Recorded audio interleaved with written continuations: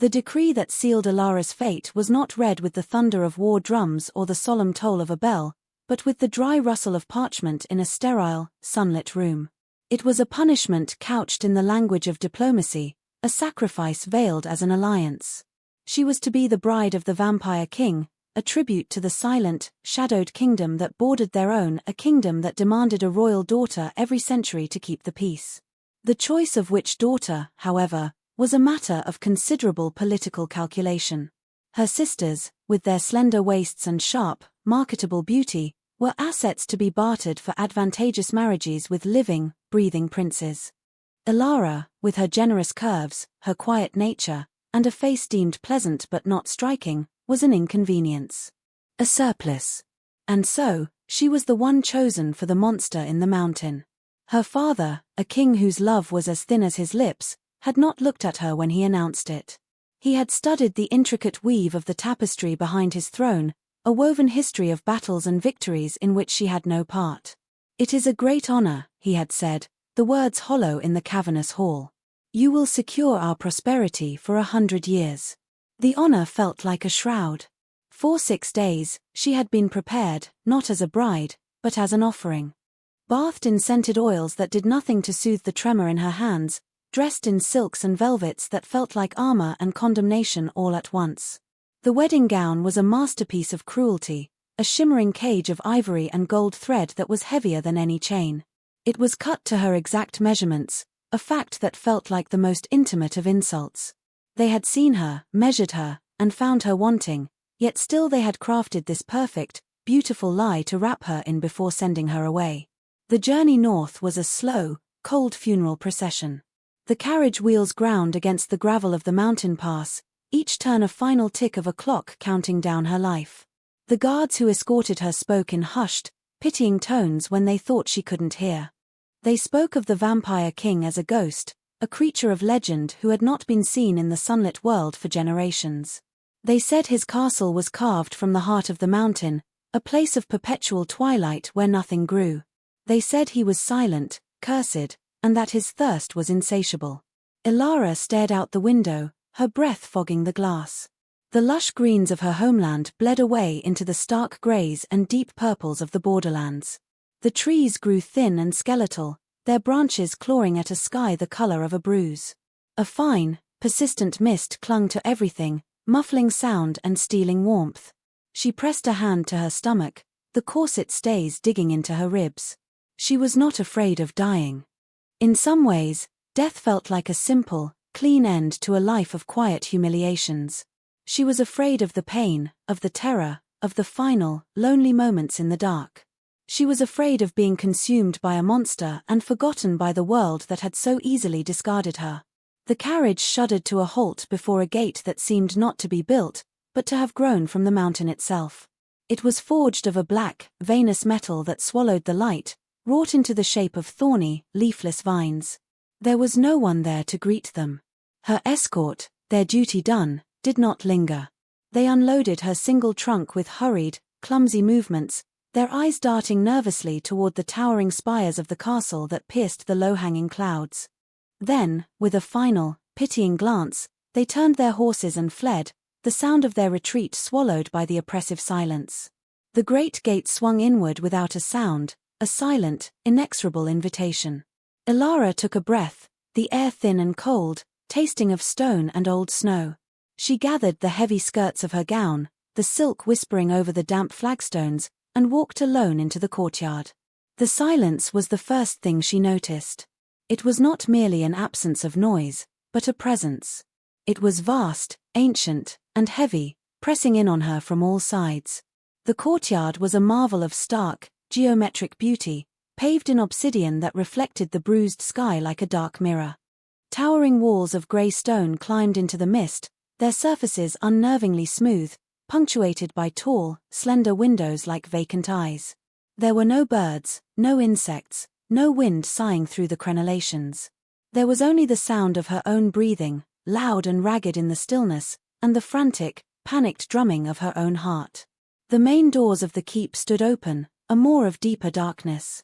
She hesitated on the threshold, a lone spot of ivory against the overwhelming gloom. This was it.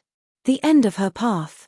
She had been sent here to be a meal, a treaty sealed in blood. Straightening her shoulders, a small, final act of defiance against the fate she could not escape, she stepped inside. The great hall was even more silent than the courtyard. It was a cavern of shadows and echoes, its vaulted ceiling lost in the darkness far above. Pillars like the petrified trunks of ancient trees held it aloft. The only light came from the tall, arched windows, a diffuse, grey luminescence that did little to pierce the gloom but served to highlight the dust motes dancing in the still air. A long, dark wood table, polished to a mirror shine, stretched down the center of the hall, capable of seating 100 guests. It was empty. The entire castle felt empty, a magnificent tomb waiting for its final occupant. She walked forward, her soft-soled slippers making no sound on the stone floor. Her eyes strained to adjust, to find the monster she had been promised. At the far end of the hall, upon a dais of 3 shallow steps, sat a throne. And on the throne, there was a figure. He was unnervingly still, more statue than man. The Vampire King. He was not the gnarled, bat-like creature of folklore. He was tall and lean, draped in blacks and deep charcoals that seemed woven from the shadows themselves. His hair was the color of jet, long and straight, falling over his shoulders. His face was a study in sharp, elegant lines, high cheekbones, a straight nose, a jaw that could have been carved from marble. His skin was pale, not with sickness, but with the pearlescent glow of something that never saw the sun. He watched her approach, his eyes the only part of him that seemed truly alive. They were a startling, luminous silver, and they held an ancient, weary intelligence. Ilara stopped at the foot of the dais, her hands clenched in the folds of her dress. She waited for him to speak, to snarl, to move. She waited for the lunge, the flash of fangs, the end. He did nothing. He simply watched her, his silver eyes tracking her every nervous tremor, every shallow breath. The silence stretched, becoming a physical force, a weight that threatened to crush her. This was a new kind of terror, not the fear of a swift attack, but the slow, agonizing dread of anticipation. Finally, after an eternity that might have been a minute, he moved. It was a slow, deliberate motion. He raised one hand, long and elegant, the nails pale and perfectly formed. He did not point or beck. He simply lifted his hand, palm toward her, and made a gesture. He touched the fingers of his right hand to his lips, then drew them away, his expression unreadable. Then, he pointed a single finger at her. It took her a moment to understand. It wasn't a threat. It was a question. Have you eaten? The absurdity of it struck her with such force that a choked, hysterical sound, half laugh, half sob, escaped her lips. She had been delivered to a monster as a feast, and his first concern was whether she was hungry. Her involuntary noise seemed to break a spell. The king's expression shifted, a flicker of something, surprise? Concern, in those silver depths. He rose from the throne. He moved with a liquid grace that was utterly soundless, flowing down the steps of the dais like smoke. He was taller than she had imagined, a commanding presence that radiated an aura of immense, contained power. Yet, he stopped a respectful distance from her, careful not to crowd her, not to intimidate. He repeated the gesture, more slowly this time. Fingers to his lips, then away.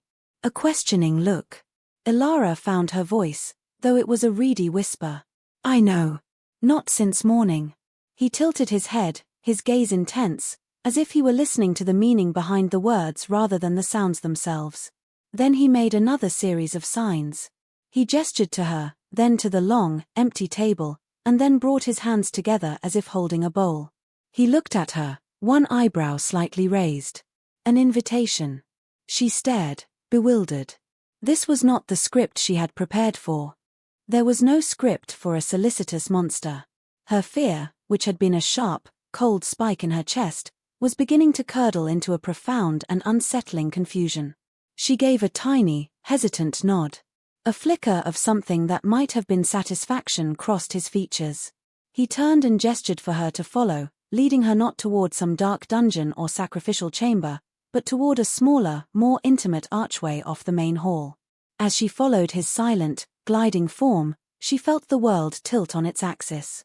She had come here to be devoured, But it seemed she was first being invited to dinner. The room he led her to was a library, and the sight of it stole her breath. It was circular, its walls lined from floor to ceiling with shelves crammed with books of every size and color. A magnificent, dark wrought iron staircase spiraled up toward a second and then a third level, both also lined with books. In the center of the room, a fire crackled in a massive hearth, casting a warm, flickering orange glow that made the shadows dance.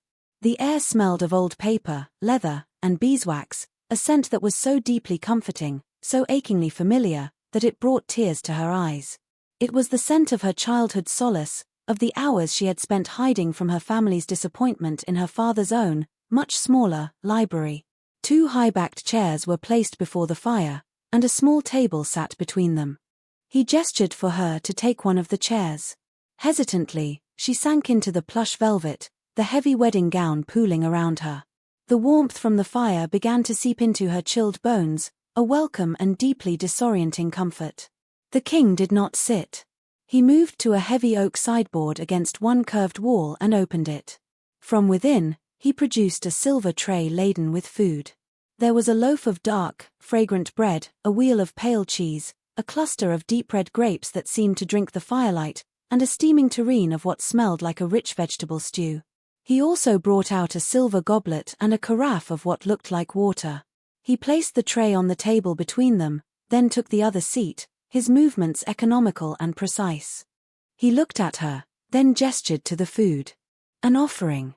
Ilara stared at the meal. It was real. It was warm. It was meant for her. This small, simple act of hospitality was so profoundly at odds with her expectations that her mind struggled to reconcile it. Monsters did not serve their victims soup. They did not build cozy fires for them. I don't understand, she whispered, the words barely audible.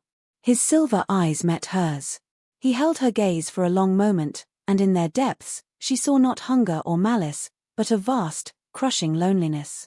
It was an emotion she knew intimately, a familiar ache in her own soul. For the first time, she saw past the legend, past the title of Vampire King, and saw a person. A person who was trapped in silence, just as she was trapped in her own gilded cage of duty and expectation. He broke the gaze and picked up the ladle, serving a portion of the stew into a bowl. He placed it before her, along with a piece of bread. Then he gestured again, a simple, clear motion, eat. Her hunger, long suppressed by fear, suddenly asserted itself with a vengeance. Her stomach rumbled, a small, embarrassing sound in the quiet room. She picked up the spoon, her hand still trembling slightly. The stew was thick and savory, filled with root vegetables and herbs. It was the most delicious thing she had ever tasted. She ate, slowly at first, then with more urgency, the warmth spreading through her, chasing away the last of the deep, pervasive cold. He did not eat. He simply watched her, his hands resting on the arms of his chair. He was not watching her like a predator watching its prey, but with a quiet, focused intensity, as if her simple act of eating were a matter of great importance. When she had finished the stew and the bread and several of the grapes, she finally felt something like her own self return. The fear had receded, replaced by a cautious, fragile curiosity. She looked at him, truly looked at him, and gathered her courage. "Why?" she asked, her voice stronger now. "Why are you doing this?" He did not answer with his strange, silent language. Instead, he reached for a small, leather-bound book and a piece of charcoal that had been left on the mantelpiece. He opened the book to a blank page and, in a script that was surprisingly elegant and precise, he wrote. When he was finished, he turned the book so she could read it. 3 words. "You are safe." The finality of the statement, the simple, declarative certainty of it, struck her more profoundly than any long explanation could have. Safe. It was a word she had never truly associated with her own life. She had been safe from physical harm in her father's castle, yes, but she had never been safe from judgment, from scorn, from the constant, wearing knowledge of her own inadequacy in their eyes. Tears welled again, hot and thick. This time, they were not tears of fear or despair, but of a strange, overwhelming relief. She didn't try to hide them. She let them fall, tracing hot paths down her cheeks. The king watched her cry, his expression softening with something that looked like empathy. He made no move to comfort her, no awkward gesture of patting her hand. He simply gave her the dignity of her grief, bearing witness to it in the warm, silent library. And in that moment, Ilara felt more seen, more acknowledged, than she had in her entire life. She was a plus-size bride sent to be a punishment, a political pawn to be sacrificed. But the monster she had been sent to had looked at her, and the first thing he had done was offer her a bowl of soup and the promise of safety. Nothing made sense, and yet, for the first time in a very long time, a tiny, tentative seed of hope began to take root in the barren soil of her heart. The days that followed unfolded in a strange, quiet rhythm, a life suspended between fairy tale and prison. Ilara was given a suite of rooms in a wing of the castle that faced east, and each morning she was woken by the pale, gentle light of dawn filtering through the tall, arched windows. The rooms were opulent, furnished with dark, polished wood, rich tapestries depicting star charts and mythical beasts, and a bed so large and soft she felt lost in it. Most astonishingly, in the wardrobe, she found clothes. Not her own simple dresses from her trunk, but gowns of velvet, silk, and fine wool in shades of deep sapphire, emerald, and garnet. And they all fit her perfectly. Someone had taken the measure of her body not as a flaw to be constrained, but as a form to be beautifully adorned. The first time she slipped on a forest green velvet gown that skimmed her curves and flowed gracefully to the floor, she had stared at her reflection for a long time, seeing not the disappointment her family saw, but a woman who looked regal. Her keeper, her silent king, whose name she eventually learned was Kalan from the inscriptions on the spines of his books, was a constant, unobtrusive presence. He did not confine her to her rooms. She was free to wander the vast, silent castle, and she often did, her footsteps the only sound in the long, echoing corridors. She discovered a conservatory filled with pale, night-blooming flowers that perfumed the air with the scent of jasmine and moonvine. She found an armory where suits of black, ornate armor stood like silent sentinels. She walked the battlements, looking out over a kingdom of jagged peaks and mist-filled valleys under a perpetually overcast sky. But she always found herself drawn back to the library. It was the heart of the castle, and it seemed to be the heart of its king. Kalan was always there, either reading in his chair by the fire or working at a large desk cluttered with maps and arcane instruments. He never disturbed her. He would simply lift his silver eyes when she entered, give her a small, almost imperceptible nod of acknowledgement, and then return to his work. She began to spend her days there, curled in the chair opposite his, a book in her lap. The silence between them was no longer tense or frightening. It had become a comfortable, shared space, a quiet understanding that needed no words. Sometimes, he would leave a book on the table for her, a volume of poetry, a history of his own shadowed land, a treatise on astronomy. It was his way of speaking to her, she realized. A conversation held across centuries through the words of others. It was during one of these long, quiet afternoons that she found it. Tucked away on a lower shelf, almost hidden, was a small, unassuming book titled An Introduction to the Silent Tongue. Her heart gave a sudden, sharp leap. It was a primer, a dictionary of the very gestures he used. The cover was worn, the pages soft with use. It was his language. A new kind of determination sparked within her. She had been a passive recipient of his strange kindness, a guest in his silent world. Now, she saw a way to become a participant. A way to bridge the vast, quiet gulf that separated them. She began to study in secret, hiding the small book within the pages of a larger volume. She practiced in her rooms at night, standing before a long, silvered mirror, her own hands feeling clumsy and foreign as she tried to replicate the fluid, elegant gestures depicted in the book. Hello. Thank you. Good night. The simple courtesies came first. Then, more complex ideas. Book. Fire. Castle. King. After a week of intense, secret study, she felt ready. She walked into the library that afternoon, her heart thrumming with a nervous energy that was almost painful. Kalan was at his desk, his dark head bent over a star chart, a compass in his hand. The fire crackled, the only sound in the room. She stood before his desk, waiting. After a moment, he sensed her presence and looked up, his silver eyes questioning. She took a deep breath, her hands trembling. She raised them, slowly, deliberately. She touched her fingers to her chin, then swept her hand forward. Good. Then she tapped her chest twice. Day. It was clumsy, she knew. Her movements were stiff where his were fluid. But he understood. A profound stillness came over him. He set the compass down on the desk with meticulous care. His eyes, fixed on her hands, were wide with an emotion she couldn't quite name: shock, disbelief, and something else, something fragile and intensely vulnerable. He rose from his chair, his gaze never leaving hers. He was so tall, so imposing, and yet in that moment, he seemed stripped of all his regal authority, laid bare by her simple, halting greeting. He took a step toward her, then another, until he stood directly in front of her. He was close enough now that she could see the faint silver flecks in the irises of his eyes, the almost invisible tension in his jaw. Slowly, as if afraid the motion might shatter the moment, he raised his own hand. He mirrored her sign, but his was imbued with a grace and clarity that made hers look like a child's scrawl. Good day, he signed back. Then he added another, his hand sweeping in a gentle arc from his chest outward. To you. A smile, brilliant and sudden, broke across Alara's face. It was the first time she had truly smiled since arriving. You understood, she breathed, the words a soft puff of air. He nodded, a small, sharp motion. Then, his expression grew serious, intense. He pointed to her, then tapped his chest, over his heart. Then he brought his hands together, fingers interlaced. The meaning was unmistakable, even to a novice. You. Me. Together. He then moved his hands as if opening a book. We speak. It was the beginning. Their conversation started small, halting things, punctuated by long pauses as Alara consulted her book or Kaelin patiently repeated a sign she didn't understand.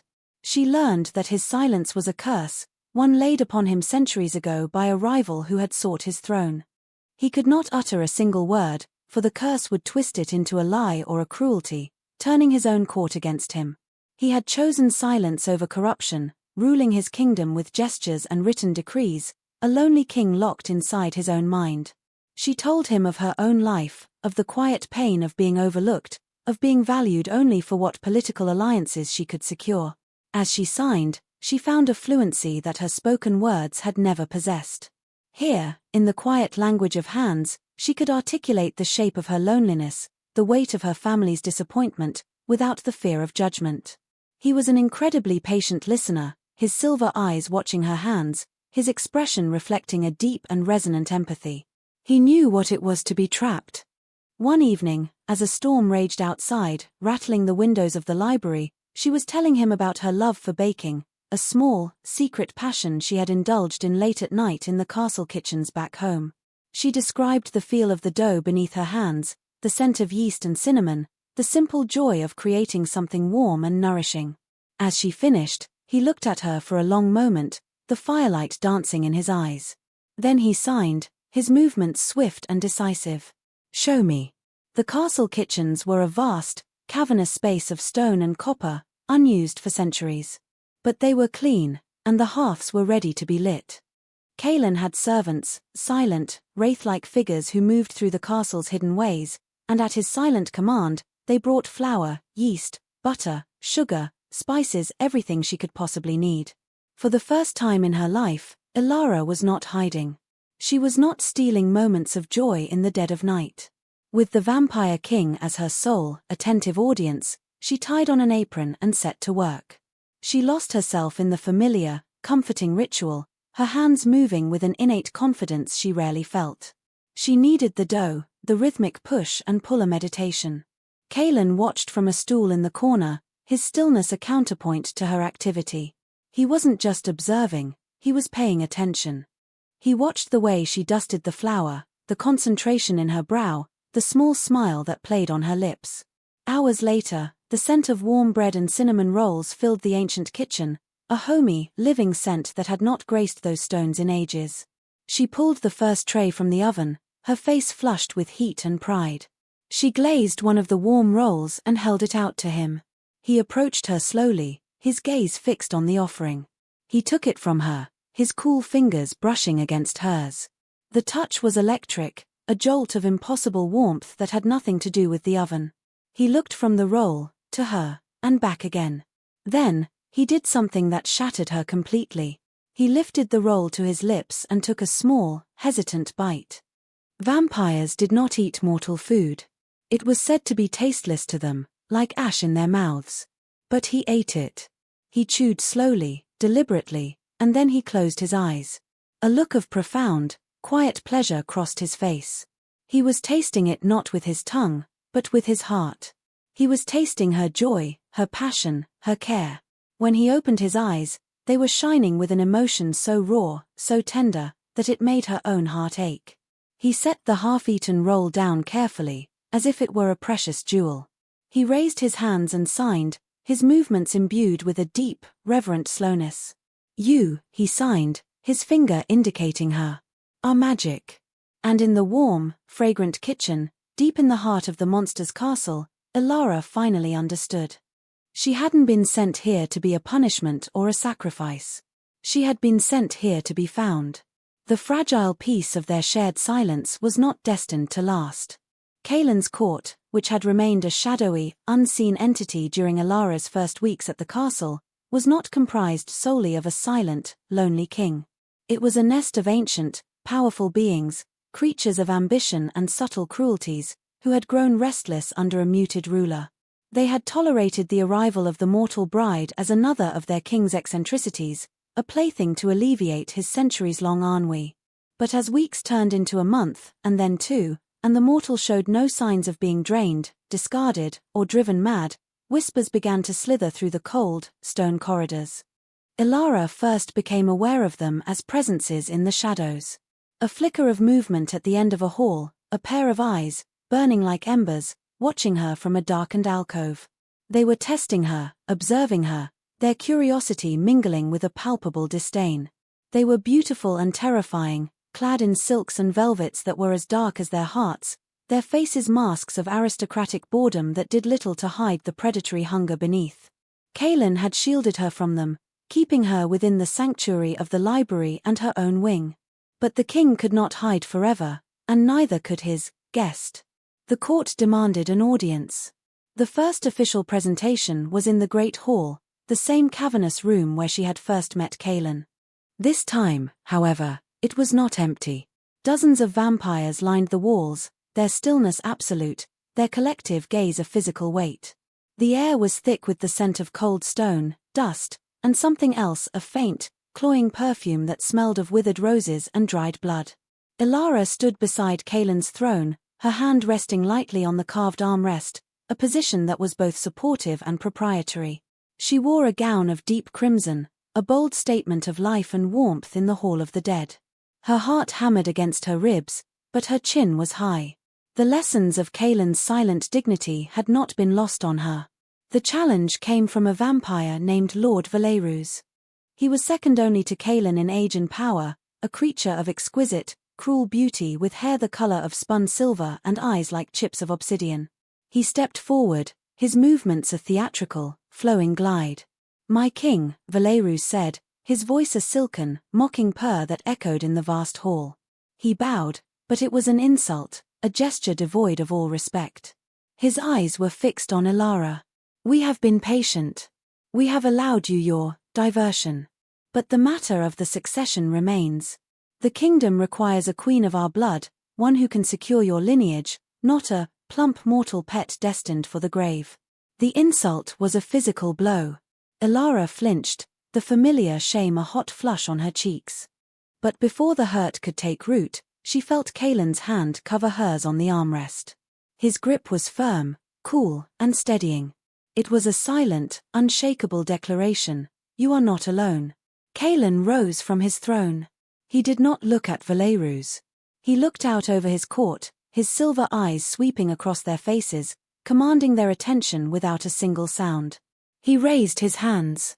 The entire hall was rapt, their focus on the silent, elegant movements that were their king's only voice. "This is Ilara," he signed, his gestures sharp and clear, leaving no room for misinterpretation. He did not use the sign for bride or human. He used the sign for her name, a unique combination of gestures he had created for her, one that meant, roughly, heart of the dawn. She is my choice. He tapped his chest twice, over his heart. Mine. Then he made the sign for Queen, a hand tracing the shape of a crown over his own head, and then sweeping out to encompass her. A collective, sibilant hiss rippled through the court. It was a declaration of intent they could not ignore. Valerus laughed, a cold, sharp sound like shattering glass. Your choice. She has made you weak, my king. You hide in your library, playing with your food. You have forgotten what it is to rule, to hunt, to hold power. This creature has softened you. He took a step toward the dais, his eyes locking onto Alara's. Perhaps she needs a lesson in the proper order of things. A reminder of what mortals are for. He moved with impossible speed, a blur of silver and black. But Kaelin was faster. He didn't move to intercept Valerus, he was simply there, between Alara and the threat. He didn't draw a weapon or snarl. He did something far more terrifying. He raised one hand, palm out, and the air around Valerus seemed to solidify. Valerus froze mid-stride, his body locked in place as if encased in invisible ice. His face, contorted in a predatory sneer, was now a mask of shock and rage. He strained against the unseen force, the muscles in his neck cording, but he could not move an inch. The silence in the hall deepened, heavy with dread.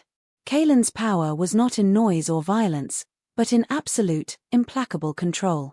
He held one of the most powerful vampires in the kingdom helpless with a single, silent gesture.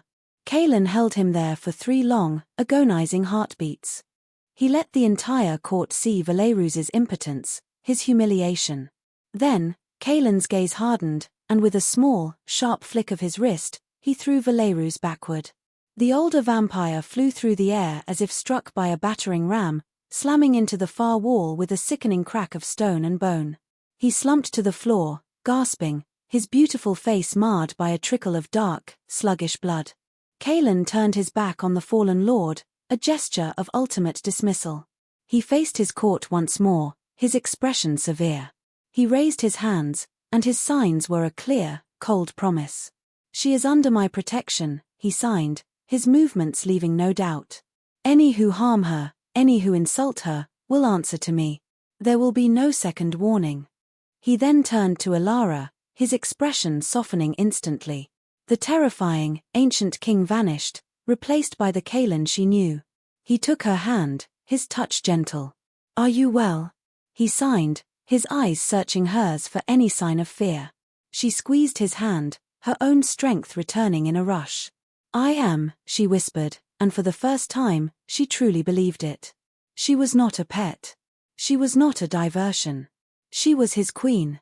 He led her from the great hall, his hand securely in hers, leaving his stunned, silent court to stare at the broken form of Lord Valerus. As they walked back toward the sanctuary of the library, Alara knew that the battle for her acceptance was far from over. But she also knew that she would not be fighting it alone. The silent king had spoken, in his own way, and his words had shaken the very foundations of his kingdom. He had chosen her, not in spite of what she was, but because of it. And in his silent, powerful defense, she found a new kind of strength, a resilience she never knew she possessed. The world had called her a punishment, but here, in the heart of the shadows, she was beginning to feel like a prize.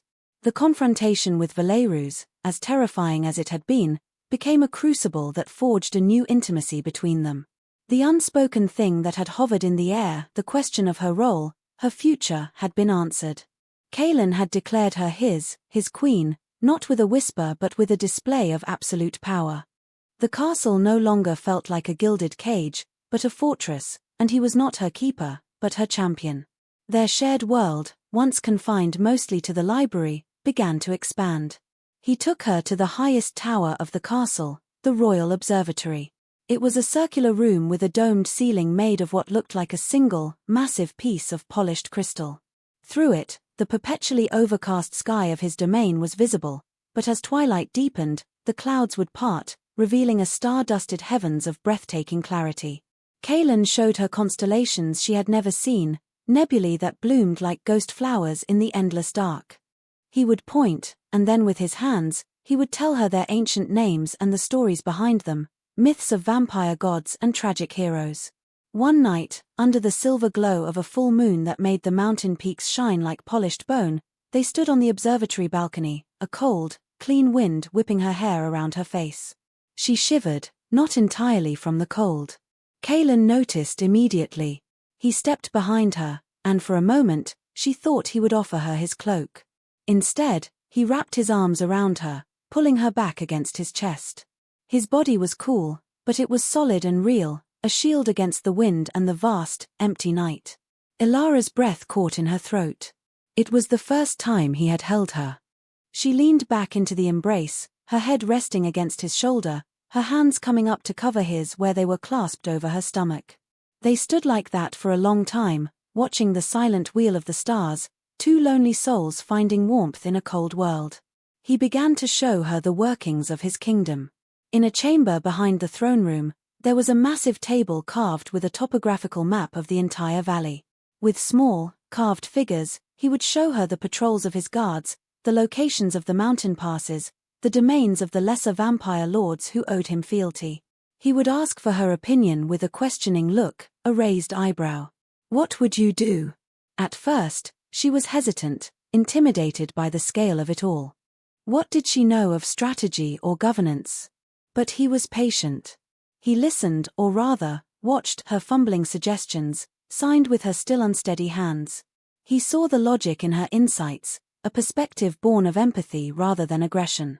She suggested establishing a neutral trading post at the border, a place where their world and the human world could meet without fear. She pointed out that a well-fed and peaceful human populace on their borders was a far better defense than a terrified, starving one. He considered her words, his silver gaze distant. Then he gave a slow, deliberate nod. He took a small, carved flag and placed it on the map, right where she had indicated. It will be done, he signed. He was not just sharing his world with her, he was inviting her to help shape it. The most profound change, however, was in their silent conversations. They moved beyond mere communication into a true language of their own. They developed private signs, shortcuts, gestures that held entire worlds of shared meaning. A flick of her fingers could convey a complex joke, a slight tilt of his head could speak volumes of affection. One evening, Ilara found a hidden treasure in the library, a ballroom, forgotten and draped in dusty white sheets. It was magnificent, with a floor of alternating black and white marble squares, and tall, silver-framed mirrors that reflected the gloom. An idea, bold and a little foolish, took hold of her. That night, she lit every candle in every candelabra, filling the room with a warm, flickering sea of light. When Kaelin found her there, she was standing in the center of the floor, the candlelight turning her crimson gown to molten fire. She smiled at him, a little shyly, and curtsied. Then she raised her hands. "Dance with me." He looked at her, then around the glittering, empty ballroom. There was no music. There was only the whisper of the candle flames. A slow, gentle smile touched his lips, a rare and precious thing that made her heart ache. He walked to her, bowed with a formal, theatrical grace, and took her hand. He placed one hand on her waist, his touch sending a shiver through her entire body, and took her hand with his other. And they danced. With no music to guide them, they found their rhythm in each other. In the rise and fall of their breathing, in the beat of her own living heart. He led her in a slow, silent waltz across the marble floor. He was impossibly graceful, his movements fluid and sure. He held her as if she were precious, yet his grip was firm, guiding her effortlessly. They spun through the pools of candlelight, their reflections gliding alongside them in the dusty mirrors, the dark, silent king and his mortal queen. In the silence, she could hear everything. She could hear the sincerity in the steady pressure of his hand on her back. She could feel the adoration in the way his silver eyes never left her face. She could sense the deep, profound contentment that radiated from him. As the dance slowed to a stop, he did not release her. He held her close in the center of the room, their bodies still swaying to the echo of their silent music. He looked down at her, his expression more open and vulnerable than she had ever seen it. The loneliness was still there, a shadow in the depths of his eyes, but it was joined now by something else, something bright and fierce and overwhelming. He lifted a hand and gently brushed a stray curl from her cheek, his fingers lingering on her skin. Then he signed, his hand moving just inches from her face, the most intimate conversation they had ever had. "Before you," he began, his signs slow and deliberate, each one weighted with centuries of solitude. "This castle was a tomb. My life was an echo." He touched his own chest. "My heart was stone." He then reached out and gently placed his hand over her heart, where it beat a steady, strong rhythm against her ribs. "You," he signed, his eyes burning into hers. "You are the beat. You are the music." Tears welled in Alara's eyes, but she did not let them fall. She raised her own hand and placed it over his heart, over the still, silent place where a beat should be. She knew he could not feel it, but she needed him to understand. "And you," she signed, her own movements now as fluid and certain as his, "are the reason mine beats at all." He closed his eyes, a shudder passing through his powerful frame. He lowered his forehead to hers, and in the warm, candlelit silence of the forgotten ballroom, they stood together, no longer a king and his tribute, but a man and a woman who had found in each other's silence a language more true than any spoken word. The ache of connection she had always yearned for was finally, exquisitely, answered. The past has a way of refusing to remain buried. Just as Alara had started to believe she had truly left her old life behind, it came looking for her. A human delegation arrived at the black gates of Kaelin's castle, bearing the sigil of her father's kingdom. They were not warriors, but diplomats, led by a man she knew all too well, Lord Briarwood, her father's chief advisor, a man whose smiles were as sharp and thin as a razor's edge.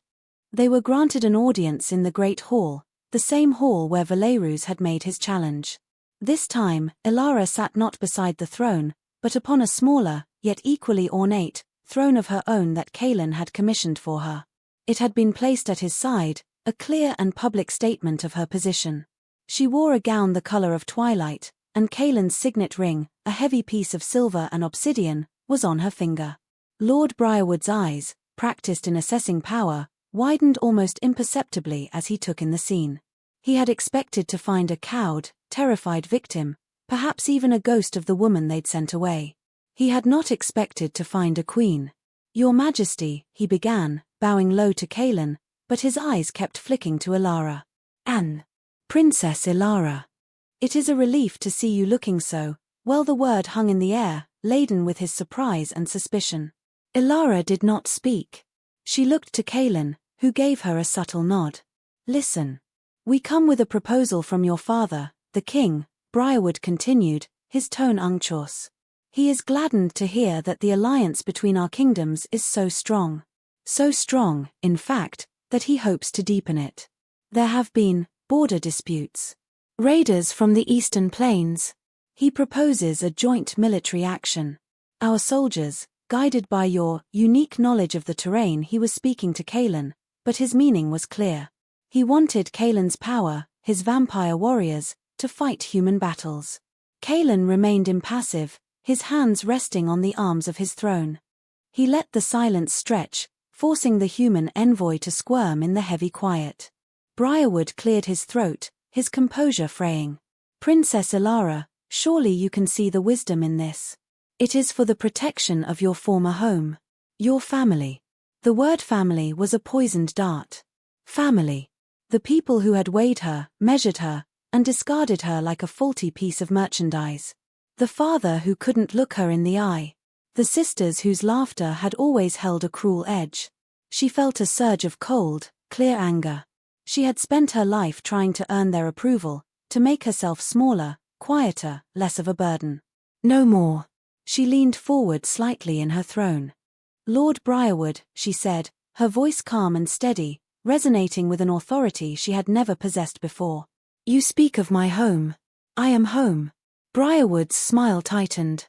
"Your Highness, I understand you have adapted.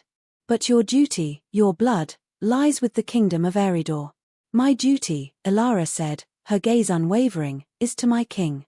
And my blood," she added, a touch of ice in her tone, "is my own, not a currency for my father to spend on his wars." A shocked murmur rippled through the human delegation. This was not the pliable, overlooked princess they remembered. Kaelin still had not moved, But Ilara could feel the immense, proud satisfaction radiating from him. He was letting her fight this battle. He was trusting her to be his voice. The king, my husband, Ilara continued, savoring the title, does not engage in the petty squabbles of mortals. His concern is the well-being of his own kingdom and the sanctity of the borders agreed upon by the treaty.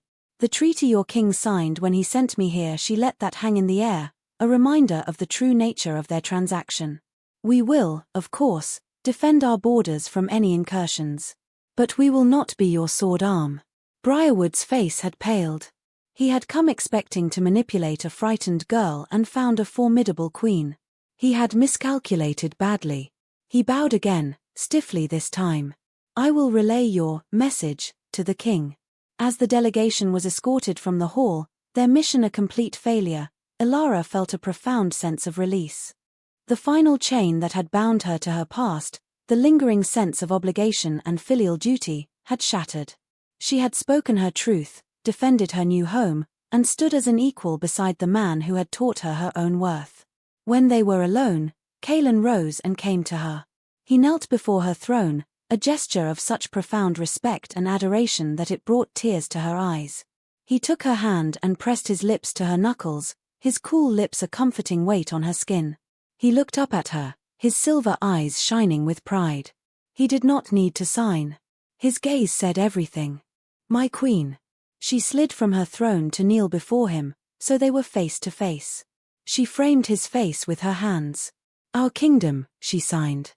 He nodded, and in the vast, empty hall, they were the only two people in the world. The human kingdom that had rejected her was now a distant memory, a footnote in a story that was no longer about them. Her story was here, in the land of shadows, with a silent king who had given her a voice, a home, and a love more real and resonant than anything she had ever known. The punishment had become her salvation. The monster had been her rescuer. And the surplus daughter had finally found her throne.